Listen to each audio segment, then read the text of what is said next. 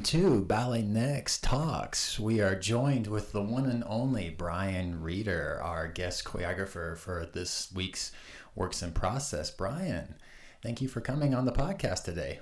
Oh, thank you for the invite. Happy to be here. Yeah, no, absolutely. So, just wanted to catch up. I know we just finished our last rehearsal with you today, and the night before we had our Works in Process show, which was fantastic. I am not going to lie. I am very sore. I'm sure you are. But just to give a little backstory, because you and I have talked, Michelle, you and I have, spent a lot of time together, but just really briefly for our viewers and stuff, can you give a little backstory to your career, what got you started into dance, and just enlighten us? Sure. I'll do the Reader's Digest version for you. Make it quick. The reader? Yeah, there you go. Started, for boys, not so late. I know you started later with your journey, but I started, I think, when I was 12 or 13. You hear a lot of people, they start their training when they're 7, 8. A lot of times that's more the case when someone's going to go into point work, because you want to have that information before you start the journey in the point shoe. I of course did not have to worry about that, not at that point in time in my livelihood, but yeah, started around 12 or 13 with the training in central Pennsylvania, and then that sort of led to transferring to the city, as in New York City, around the age of 16. Wow. And then I did some summers at the American Ballet Theatre summer intensives. Then I ended up actually, for my first fall semester, staying long-term in the city. I actually was with SAB, School of American Ballet. Okay. And then that kind of led into what happens with a lot of folks who do that. You kind of, I'm going to say drink the Kool-Aid, but you get very sort of familiar with New York City Ballet's repertoire when you're at SAB, and that became of interest to me, and luckily they became interested in me. Nice. I ended up in New York City Ballet, I believe, for about roughly 5 years. Had a really important, I would say, relationship with Jerome Robbins. He was still living at the time, and his repertoire, and because he was living, was important. He was a big inspiration. The Balanchine rep was also very important, but unfortunately Mr. Balanchine had passed by the time I got in the company. Okay. But his ballets were very informative, obviously, also, especially musically. Oh, absolutely. Yeah. And Jerry, I would say Mr. Robbins, his theatrics were also the other part of that inspiration. The way he kind of put sort of drama on stage was of interest to me. Nice. Our comedy, our humor was also of interest to me. Okay. That led to Mr. Forsythe. William Forsythe came during the American Music Festival in the late 80s, and he made a ballet called Behind the China Dogs. I unfortunately, again, was not in that, not even second or third cast, okay. But I was watching his work, and I got really fired up by his choices and his process from what I could see standing at the door of the studios, and made the effort to investigate more about what Mr. Forsythe was about. Nice. So when his company came, when the Ballet Frankfurt came to City Center, and some of the work he was doing on Joffrey Ballet at that time, I made it a point to check it out. Nice. And then I got brave and bought a airline ticket and went over to Frankfurt and auditioned for him. And then that luckily worked out also. I spent 3 years working with the Ballet Frankfurt. I always felt like those 3 years, I called them my dog years. They were very informative. So each year felt like, what is it? It's 7 years for... It's about 6, 7, 8 yeah, around so that time. It felt like 21 years of information that I was hungry for, as opposed to just 3 years.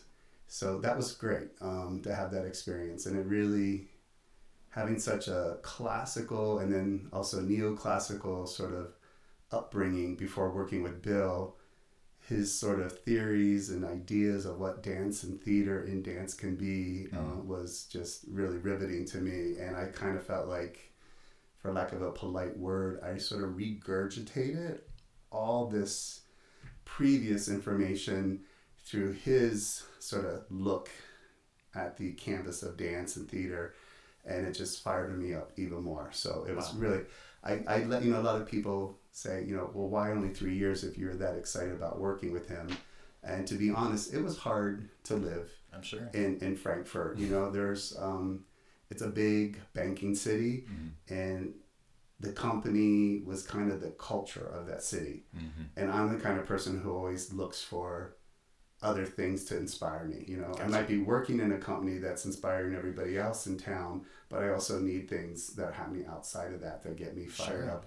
And I just, you know, I didn't feel like that was happening. That kind of like different inspiration that you could pull from. The juxtaposition of like the company was so inspiring, but when the company wasn't happening, when we weren't rehearsing or performing, I didn't feel like I had other outlets in that city that got me fired up. I see. And, you know, and I kind of in a way spoiled by, in my thoughts, that, you know, New York City to this day still has a lot going on. You know, it's not for everyone. And there's times even now where I'm like, okay, you know, I'm a little sick of this. Maybe I gotta get away. But then, you know, the next, you know, in 24 hours, I go see some production of something downtown, or I go to another, you know, whatever exhibit. I just get, you know, the city just seems to have so many outlets that of other people's work, of other ways of seeing the art form of dance, and just other arts, be it the opera, museums, you name it, and it fires me up. So Frankfurt, that's something that Baryshnikov used to say too when he was the director of the American Ballet Theatre, and he was still dancing. But he used to say he would go, you know, 2 blocks over and go watch this Broadway show. He would go down to some, you know, experimental work that was going on just in a private studio, and he was just so, you know, intrigued and wanted to do all of these things, as well as be principal dancer, as well as be artistic director. And he just called himself sick. But it's like, no, you're not sick. But, you know, even back then there was all these opportunities for, you know, for dancers that he brought up. But so how old were you when you were, let's go back a little bit. You were talking about the School of American Ballet Theatre. You were 12, 13, you said? Well, I started training in Pennsylvania when I was 12, 13, and then I moved to the city when I was 16. So I was about 16, And then you were, can you recall back to when you turned professional? Well, yeah, I mean, I guess they hired or what they call professional, you know? Yeah, I mean, I became an apprentice with New York City Ballet. Boy, the math, I'm not good with math. I feel like I got into the company as an apprentice 86. Wow, okay. But you know what? You know, could be wrong on that. It was either 85 or 86. Okay. And I think at that time, 18, I must have been... Was I 19 or 20, maybe? Yeah. And then how long were you with that company? City Ballet was 5 years. Okay. Around, like, roughly. I feel like I was there, like, 86 or 85 to 90. Because I know I went to Ballet Frankfurt in the summer of 1990. Okay. Nice. And that was 3 years. And then I did the really weird thing, which people were surprised. After working with Bill, even, you know, moving back to the city, everyone would think, well, with all that information and that experience, you're going to get even more avant-garde, or you're going to go real downtown dance. And no, I joined American Ballet Theatre. Right. And, you know, very classical, yet for those who really know that company, what was special to it about me and why I had interest was I did like the pageantry of the full lengths. I was interested in that. I was also interested in the character roles, the acting, things that I knew actually would be actually approachable for me as I was aging. Gotcha. And that was of interest to me. Like, how do I keep this performative experience going when things are going to start getting physically harder and harder? In a way is almost harder than, I mean, you know, because we're trained to point our feet, we're trained to hold arms in positions, but if you can't deliver that character, or a character in general, the audience, you know, it's just kind of like a flat cardboard. You know, it's just very flat. So you were with the American Ballet Theatre, and for what period of time did you want to start your own choreography, or what was something that kind of, you know, said that, you know, something about the way movement and quality and working with bodies that you wanted to then, you know, express yourself in a different way than just, you know, your own dancing? Well, that's the other part of the recipe with American Ballet Theatre was not just those full lengths and that pageantry of like wanting to experience some of the character roles, you know, be the evil wizard, the witch, all those things that I actually got to do, and I really, really liked doing those. You know, that was fun. Sort of aging out of the dancing roles and getting more into the acting roles. But at the same time, the other part of that repertoire is really eclectic, and you've got all this Tudor, Tharp, people coming in like your modern masters like Taylor, Cunningham, Twyla Tharp, you name it. Like it was one of the few companies that not only did they put on a Sleeping Beauty and a Swan Lake, but then in their mixed repertoire you could have a Graham, a Cunningham, a Tharp, and then up and coming new names, you know, and that was actually really inviting and of interest to me. And I say that because leading into your question, the more sort of experience I had in all these companies, from the Balanchine Robbins to the Forsythe, and then ABT, giving me some old school ballet, but also giving me a lot of the modern dance makers, you know, masters, like I just mentioned their names, and others were coming in, you know, Mark Morris,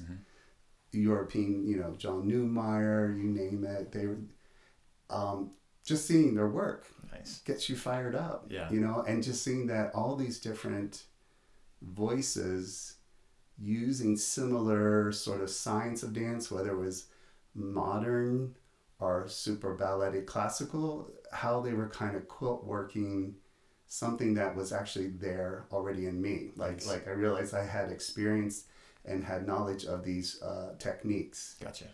I think the reason I waited so long to choreograph was I just wanted to make sure I felt confident.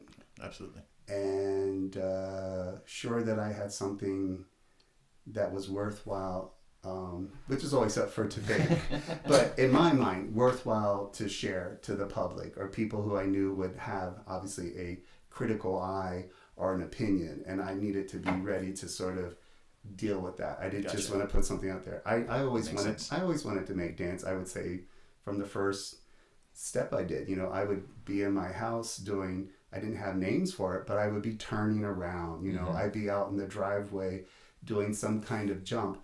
I didn't know, you know, in the ballet world it was called a pas de chat. I didn't know it was called a pirouette, but I was spinning, you know, and I'm jumping and making movement, but I didn't even know that was called choreography. Then when you get into the business of the art, you start to realize, oh, that has a name, that has a throughway, that's what that is.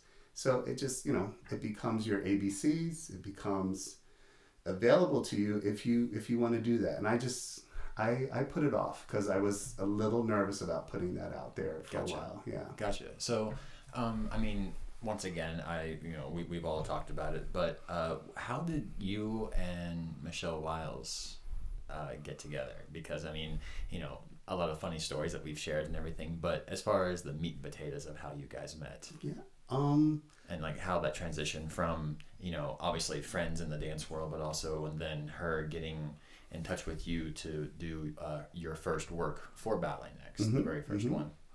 Yeah, I think just in general, and you have experienced this by working with us in the studio, humor is really important to me. And I think Michelle and I have a real sort of similar sense of humor, and we're relaxed, and humor is a saving grace when it comes to the artistic process, like, because there's a lot of things that obviously can go wrong. There's, like I said earlier, there's a lot of expectations on yourself or the other artists you're working with, and if you're super tense or you can't sort of laugh at yourself in that process, I don't see how you can make. You have to be open to that. So what I loved about Michelle from the first time I saw her, and this wasn't even working together in a creative collaborative way, just witnessing her as a dancer in the studio.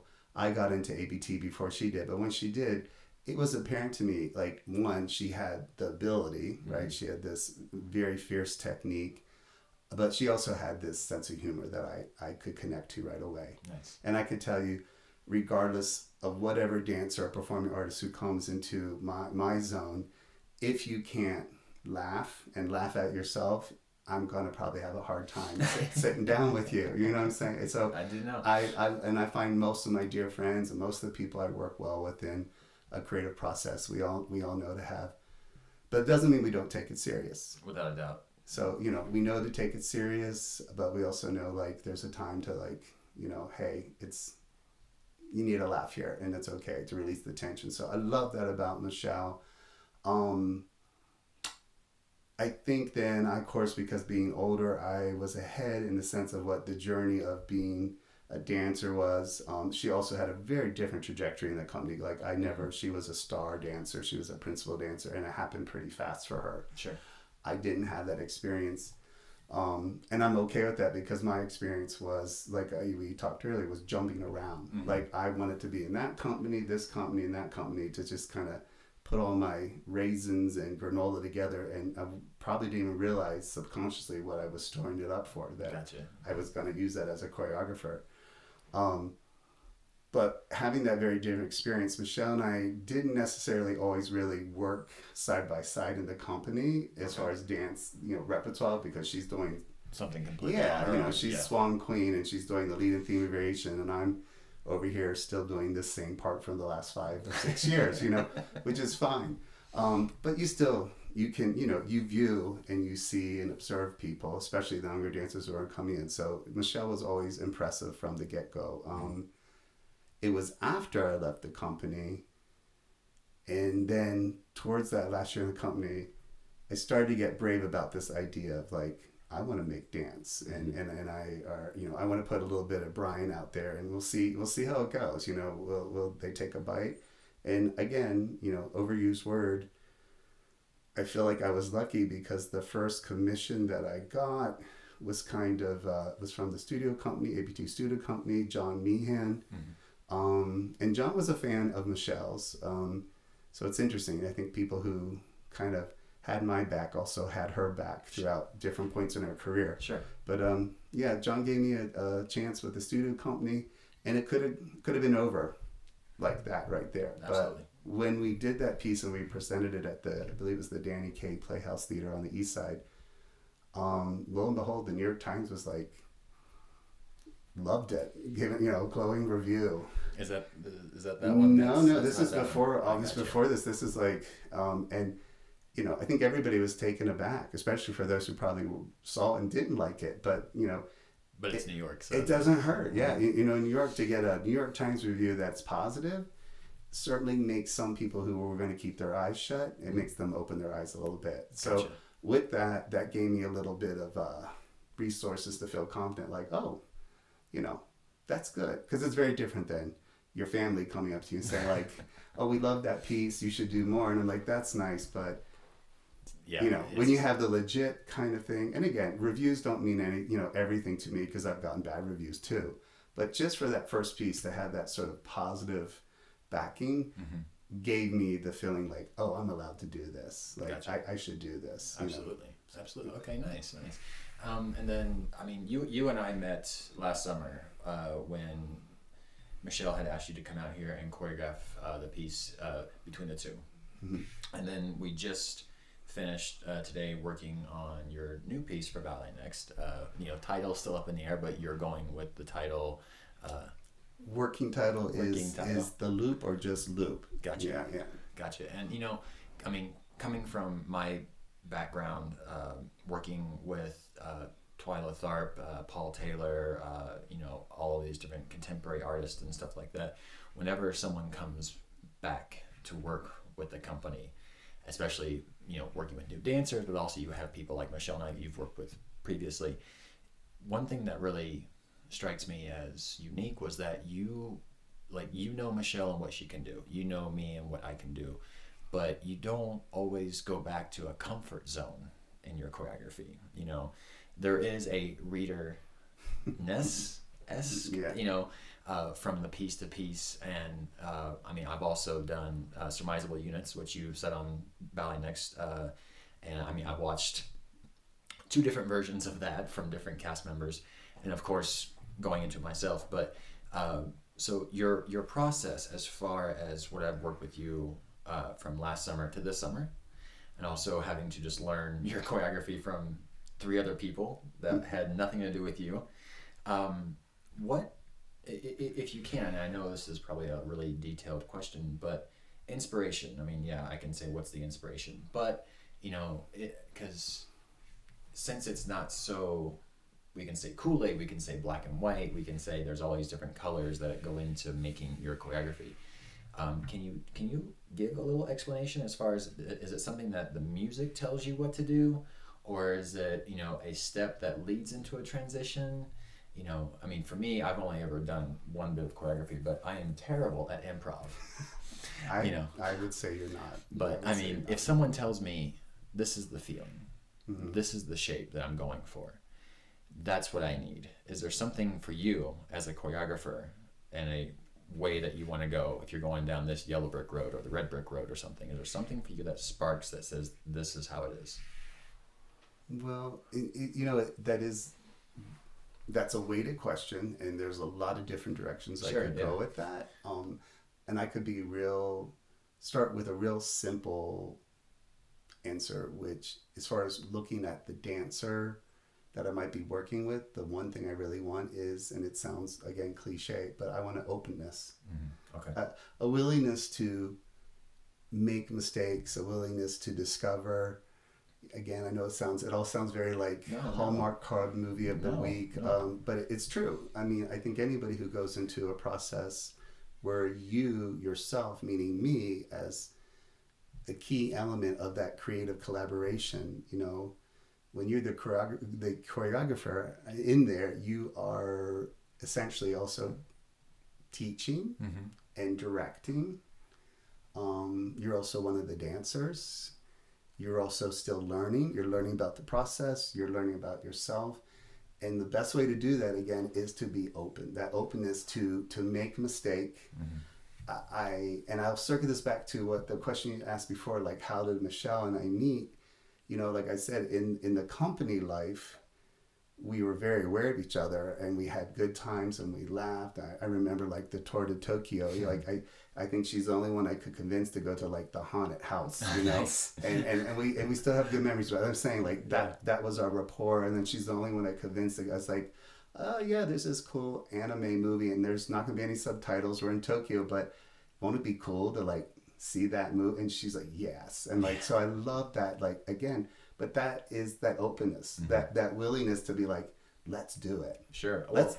And that's something too. I mean, coming from the other companies, and you take the time. I mean, even if you didn't know myself, you didn't know the other dancers, you didn't know these current dancers, but that's something, coming from my background that I noticed right away was you were, once again, you've said it, you've hit the nail on the head very clearly, open, but also welcoming to each individual. You took time to get to know each of us as much as you could, on a professional level, on a personal level, and then very, I don't want to say but easygoing with the process, but you knew you had to get XYZ done, of course. Yeah. But having that sense of that, yes, you are this choreographer or this dancer, but you were really open to the human being to kind of come out, and that was something that, coming from, again, my background, a choreographer comes in and they have a week. Okay, they have to get this done, whether or not they had an outline or not. But, they didn't take that extra time to really get to know someone, and yes, it's your choreography, but I mean, I've heard you say so many times in the studio that, you're open to that collaboration from the dancer, from whether it's someone or not. But, so it's a really humbling time, when you come here, and it's fun, it's hard, but it's a breath of fresh air, and this, I mean, I'm speaking this because younger dancers that are in their 20s, 21 to 28, whatever, that are in their first seasons of companies, and they bring in these choreographers, and what you do is just night and day. I mean, seriously, it is night and day. It is, there's a sense of freedom, there's a sense of relaxation, and there's a sense of trust that you install onto the dancers. Now, if you need to, yes, you do. I've seen you take the reins and go, this is what I need. This is the clock's ticking. Right. Exactly. Yeah. Exactly. So, for our new piece, how did this one come? Was it the music that you and Michelle talked about, and then it went from there? Yeah, I'm going to circle back again. I mean, you're very kind to say all those, descriptions of our process. I appreciate that. I just recently really realized, some people, when they go into that studio, they feel that friction is the only way to get result. I don't agree with that 100%, but I also don't feel like sometimes friction is necessary, right? Because, again, just in the visual obvious state of when we dance, we have friction and opposition, especially for weight, naturally, especially on part. So of course there's going to be friction in that room, but if there's too much friction, and especially in the sort of mental screenplay of the creative process, I have found you're really doing yourself a disservice, especially if you're leading in the front of the room. Yeah. Because it just eventually my word is it turns into poison ivy. Everyone just gets anxious and things just start shutting down. So I have tried to stay open, yet sort of lead with a little when it's necessary, because you're aware you have a commission, you only have so many days, so many hours.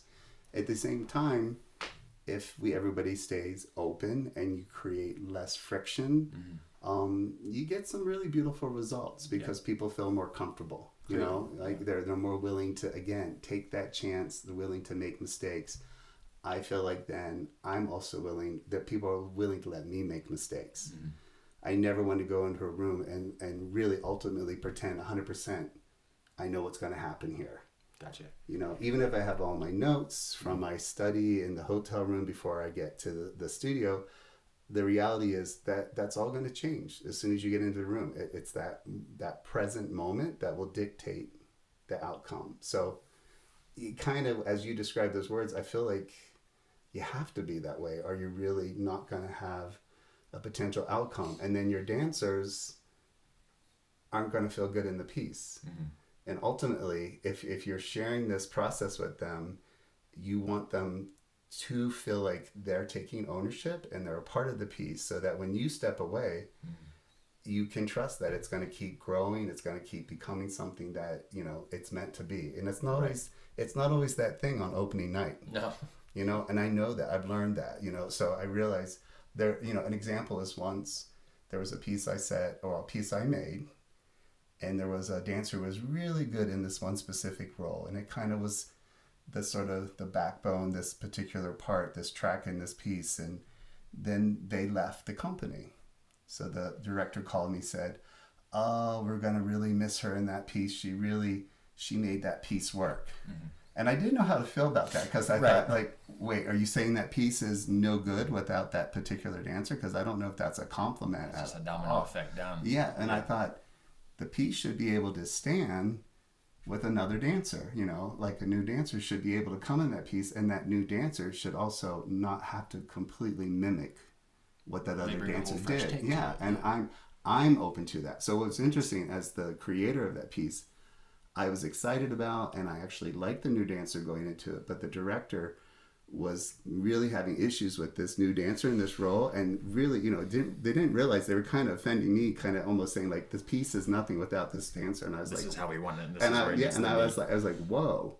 It's like, I actually quite like some of her choices, and they're very different. I realized that from the other person, but this also works. The piece still can have legs, and it still works. And if it depends just on that one person to make the piece work, then you don't really have a piece. It's not a piece, no. Exactly. No, so it defeats the purpose. Kind of trying to, like, when I'm saying all you said in that process, when I work with new dancers or familiar dancers, that's always going through my head, that this piece should work regardless who does it.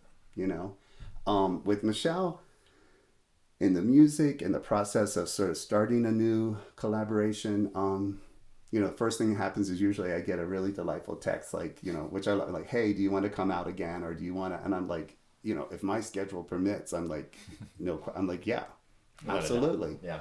Who wouldn't want the chance to, as I call it, let's make dance. it's very different. Like I said last night in our works in process, sometimes there's an idea that needs to find the music, that needs to find the dance institution, meaning like maybe the particular kind of maturity of the dancers, you know, because I make on many, you know, I make on schools, I make on companies, I've worked with academia, college dancers. So there's all these different kinds of dancers out there. And you have to be a little bit aware of again, what does that mean for the recipe? So is this idea in my little purple journal, is this the right idea for a school, or should I save that for like mature dancers? Gotcha. Do you know what I'm saying? Or should I? So you have to kind of think about that. So there's always ideas, but then the idea also has to find the score, the music.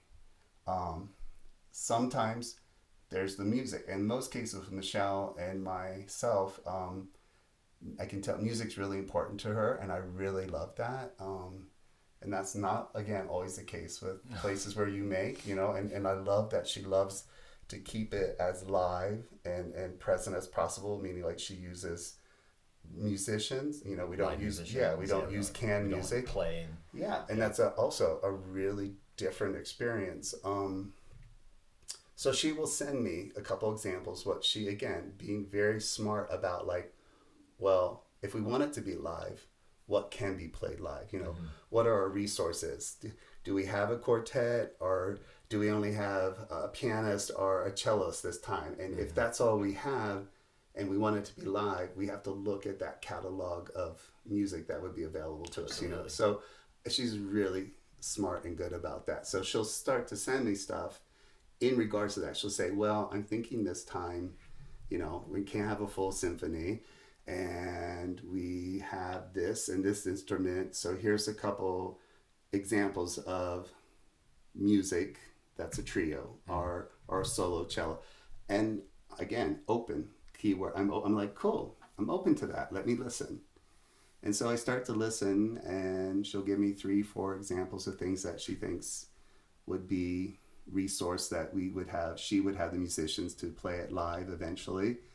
And then what's funny is I tend to go in a little bit, you know, for some people, a little off kilter, off the grid way. I like complicated music. I like music that might not be so, as some people say, pretty. You know this all too well now. Big fan of like suspenseful films and Hitchcock and Brian De Palma, you name it, and there's a sort of tension to that type of score or that music. I like minimalistic. I like Philip Glass. I like John Adams, Steve Reich. I like all that. I find there is, again, a tension. And that tension starts to create a drama. So even if my head doesn't have a narrative where I see the piece going A, B, C, beginning, middle, end, the music starts to create potentially something there that will have that texture of tension. And Michelle and I tend to agree pretty fast. It's really interesting. I've noticed that. It's like a lot of times I'm not like, I really like this one, and then she might be like, yeah, maybe. It's usually like, I really like this one, and she goes, me too. Yeah. Which I love. Right away she's like, yeah, I was really attached to that too. So that's also a good connect for us. We tend to really agree pretty quickly on like music. Yeah, no, I mean, I did notice that last year too, you know, because I didn't know, you know, your guys' background or relation and everything like that. But again, I was expecting, okay, it's another choreographer coming in to set. These two know each other. I don't know how the process is going to be. And clearly, you know, as you should, working with dancers that you don't know, that's your process with them. You get to know them, you know how to handle X, Y, Z. And then working with you and Michelle, I noticed it was, this is a little different, you know. And you said it, talking about the horror movies and my fascination and love with horror movies. So we connected on that. So, you know, you could look at me and go, even in this one, and do that with the hand. Got it. You know, and that's what another part that was just so much fun.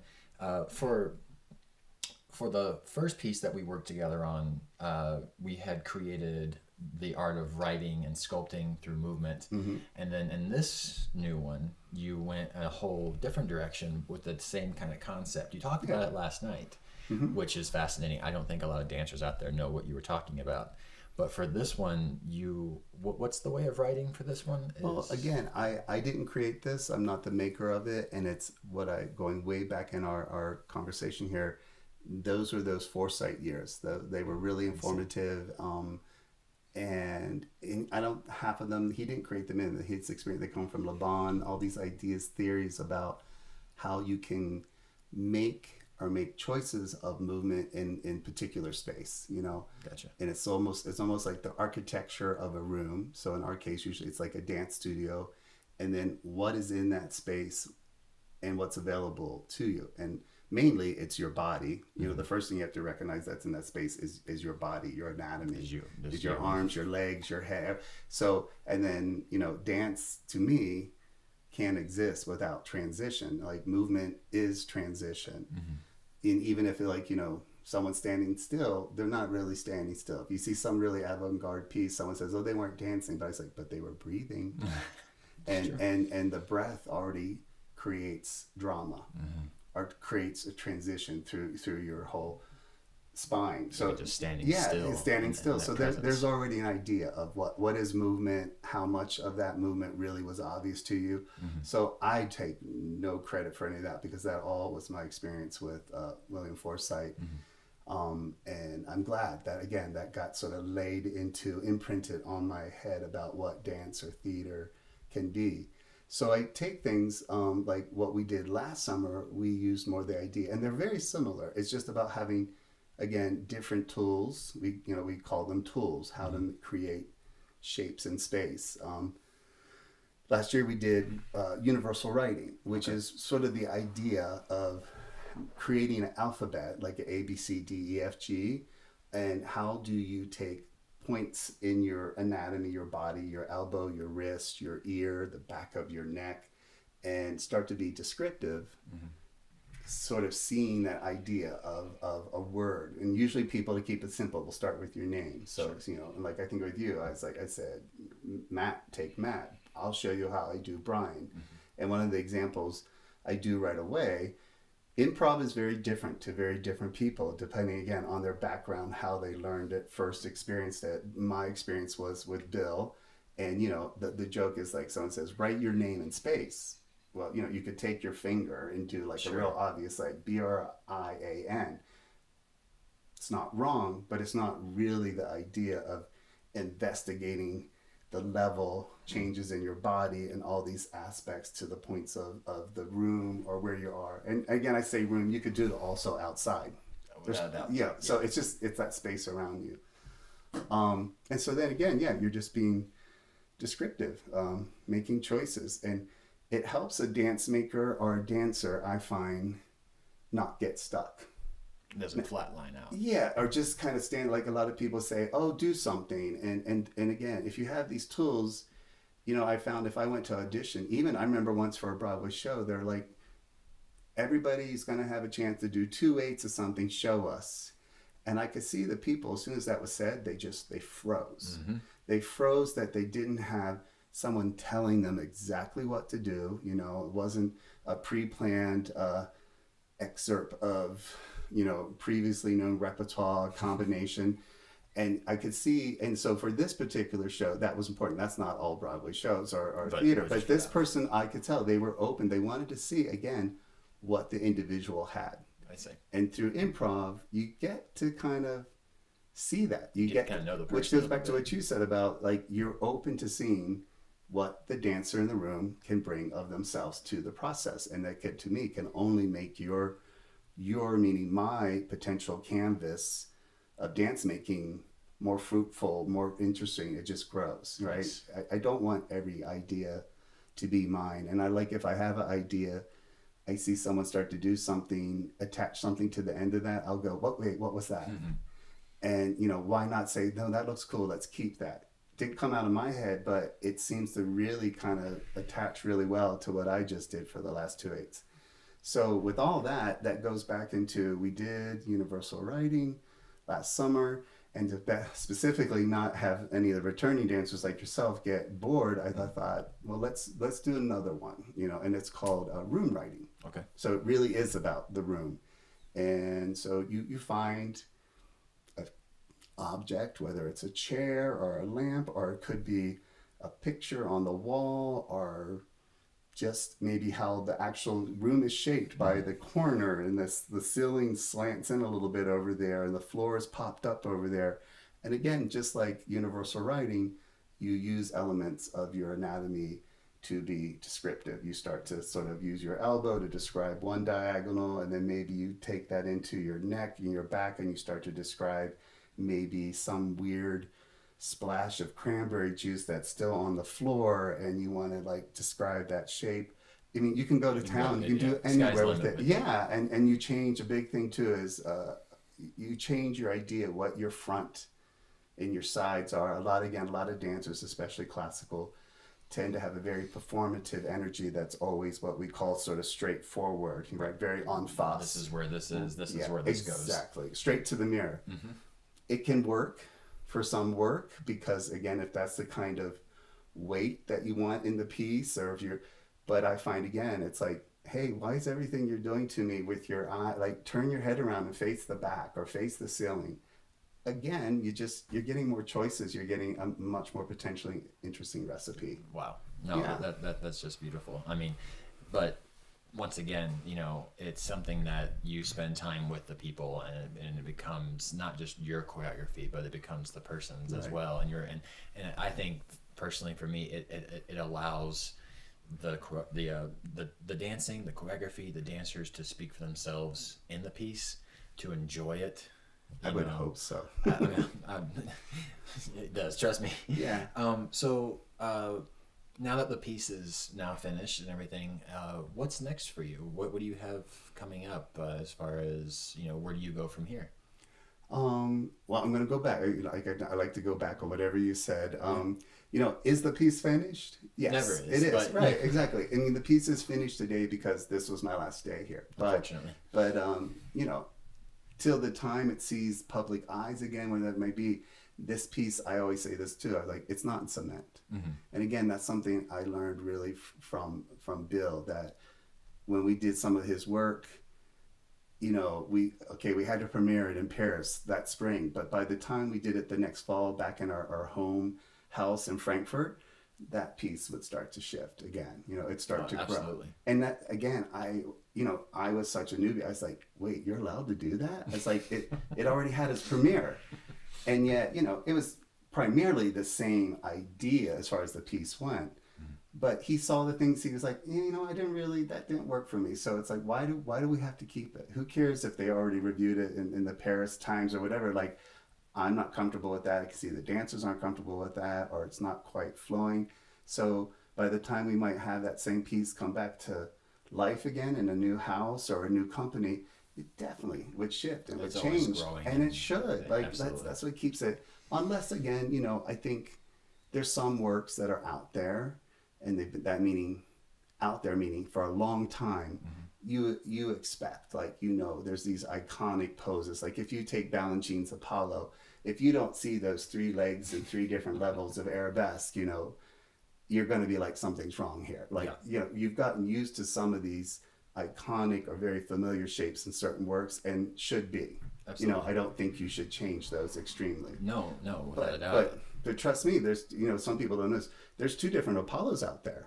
Mm-hmm. Like he did the one for a while with the birthing, with the stairs, the set piece. Mm-hmm. And I, again, so funny, I was on City Ballet and had seen Apollo for several seasons, never was aware of that version. And then years later, someone's like, oh, but when he originally did this, it all started up on this set piece, and Apollo was birthed, and then he comes down the stairs, and I was like, what? I did not know that. But it's saying, so even those iconic works also shift it, which some people know or don't know. So, it's good to let that happen, especially in the early stages of the growth of a piece. Gotcha. Now, if it's been around for, 13, 18, maybe 20 years, maybe someone starts again say, oh, that's that part I love where they all go to the floor, all 3 of them, and they lay down and then they do a bent knee. And it's like, yeah, that's like, everybody loves that. Now, if you took that out, it might be questionable if everyone's gotten sort of used to knowing that moment, No, it's true. It's true. I mean, I can remember Paul Taylor, and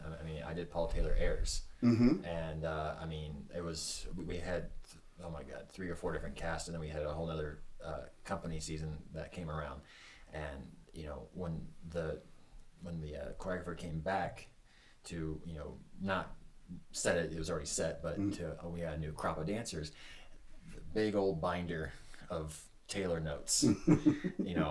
I think thicker than a football player's binder of plays. Playbook, yeah. Yeah. So no, there's some pieces out there that are like, this is what it is, because it's known for that. And so there is that difference there as well. But it's also been always like again, a good way, because I like so many different kind of art forms. I'm a big fan of theater, straight musical theater. I'm a big fan of cinema, as you know all too well. It's something we connect on. Absolutely. Cinema, hard to, unless we've seen that like movies will come back to us with the director's cut, or it was 2 hours because the Universal Studios said you can't release that at 3 hours, so then all of a sudden there's a Blu-ray release and now the movie's 3 hours and 15 minutes Special edition version, because the director and then it's fascinating, and especially live theater, or even like I think about cabaret and concerts where I've seen real standard, familiar, fabulous standard songs that we all heard Ella Fitzgerald or this famous person sing it this way, and then what's so incredible is you hear that same song by someone new and you just think, wow, that's the same song, but I never knew it could be approached like that. Yeah, no, and I think Michelle did it to us as well. She was playing a very famous 80s, 70s song from one of those movies, and then she showed us one of the artists that had taken that song and slowed it down, and it was the same song, but it's different, and it adds a different feeling, and what you think of that rhythm or the lyric or something, it clicks differently. It clicks differently. There's a lot of words like again, going in that Forsythe camp and other dance makers where, and I try to do that sometimes when time permits, because time is always of the like, how much time do we have to manipulate this idea in a new way. And of course, there's all these things of like, you'll hear in the Forsythe camp, like people always say, deconstruct it. Sure. So like you take something that is familiar, and then of course, then you start to take it apart and then put it back together again. And then you find like, oh, it's similar, but new. And a big thing like Twyla Tharp was retrograding, which means you would take this forward movement and then you would put it like an old VHS, you would put it in reverse. And then there it was, that same material, but looking really new because you just all of a sudden you did it backwards. So all these things can take, something that's familiar to the dancer, the singer, the actor, but if you do a little bit of that extra sort of investigation, you can have something really new out of it.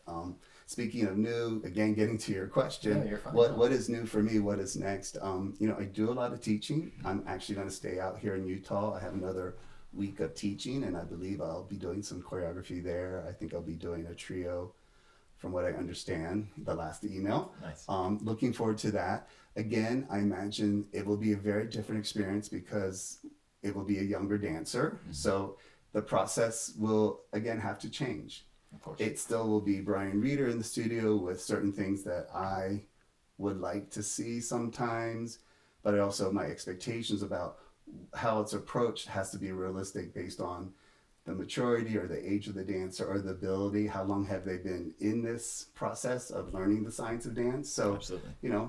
I've worked with professionals where I'm like, oh, wow, I can do anything, and then I've worked with professionals where I actually been like, well, I can't do anything. They're really closed. They're not open. So this is going to be a tough experience, and then I've worked with a younger dancer. I'm like, they're not as informed as I maybe would wish, but then something really kind of cool can come out of that because it clicks differently. Because they don't have preconceived thoughts. So there's a real openness, and I'm like, oh wow, this is going to be fun. Then I've also had really young dancers who, because they're really nervous, so they sort of shut down. So you never know till you go through that door. So I'll be doing some teaching, choreography with some younger students throughout, because a lot of summer, this is the time of the year for intensives, a lot of summer intensives, and I'm doing one out here, one in Connecticut, and then one by August I'll be doing one in New York City before the sort of fall semester starts up in September. And I think this piece that you've done for us will come into our fall season, and then obviously the more personally I get to work with you, the happier I am as well. But I don't know. There's something about, and I'm going to finish with this. I know you have to go and I have to go. Mm-hmm. But, joining BalletNEXT, I said it last night that what Michelle does here is complete. In respect, it's still ballet. It's still classical, contemporary, all these things. But there's this different element. I've been calling it the Wiles method or the Wiles effect, and how she taps into the dancer, whether it's a younger one, more mature one, you name it, and how she can mold and change that. If there's something to all the dancers, again, younger, older, whatever, what is something that you can offer? Because once again, me, my fascination of movies, but also martial arts. Bruce Lee was also famous for taking not just one style. He took many styles, made it his own, and made him who he is. I do the same thing in dance. I take from different people, different choreographers, different versions of whatever, and I make it my own. If there's something that you can offer to a dancer or a choreographer that maybe was passed on to you, maybe that you've learned along the way, kind of like the final thought of Brian Reeder here, it doesn't have to be too serious, it can be funny, but just something that I don't think, once again, with my experience with you, I don't think a lot of choreographers or dancers will have that experience. So what's something that you would want to leave that is yours, that you try to install to us? Whether it's a choreographer or dancer. Well, I think, again, not dancer, choreographer, any artist, anybody, be it the person who's maybe writing a new screenplay for a TV series, movie, you name it, or someone who has a blank canvas in front of them and they're afraid to make the first paint stroke, or big clump of clay. It's just a willingness, like I said, one, the humor element to the process of being willing to have that laugh at yourself. And not I don't mean a mean-spirited laugh at the other people in the room, but to laugh at the process when the thing that always comes up, and it should come up, because I don't know how you can create anything without a sense of uncertainty. Gotcha. You have to be open to uncertainty.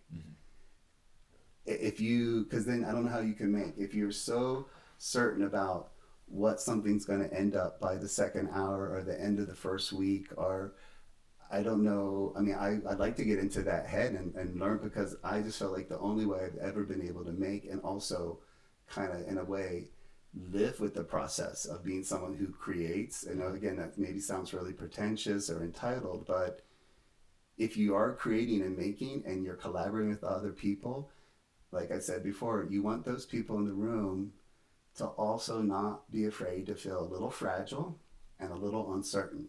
Gotcha. Because that's the only way I think you can have longevity in any artistic career, is to be uncertain, because that's what gets me fired up. Because if I had the answer every day, I almost like, why do it? Right. The only thing that comes out of it, the mystique, the mystery is that I'm not sure what's going to happen here. I have it on paper. I dreamt about it last night. I call it the cinema of the mind. I see all these things in my mind that maybe I'd like to see, but I can't tell you. Over 50% of the things that I saw in my head never landed the way I thought it would land, musically or spatially, or again, specifically to a dancer who I have to figure out, like, oh, is this the right texture for their physicality, how they move? It's like, I really want to see that step, but I'm uncertain that that's going to work. And then they have to show me it's not going to work. So cool, let's go back, let's start again. Gotcha. And if you're willing to do that, you can start again. And then by starting again, hopefully you get a product. You get something that's there to be shared and be seen. Wow. Right? Amazing. Well, I mean, just thank you, Brian, so much. I mean, I can't tell you how much it means, not to just myself, but to Michelle as well, to have you, here with us. I've heard so many fun stories. We've had our own fun stories, and I'm sure many more to come. But so yes, hopefully we will be seeing more of Brian in Park City, Utah. We love having Brian here, and thank you so much, Brian. It's been a pleasure, always. Thank you.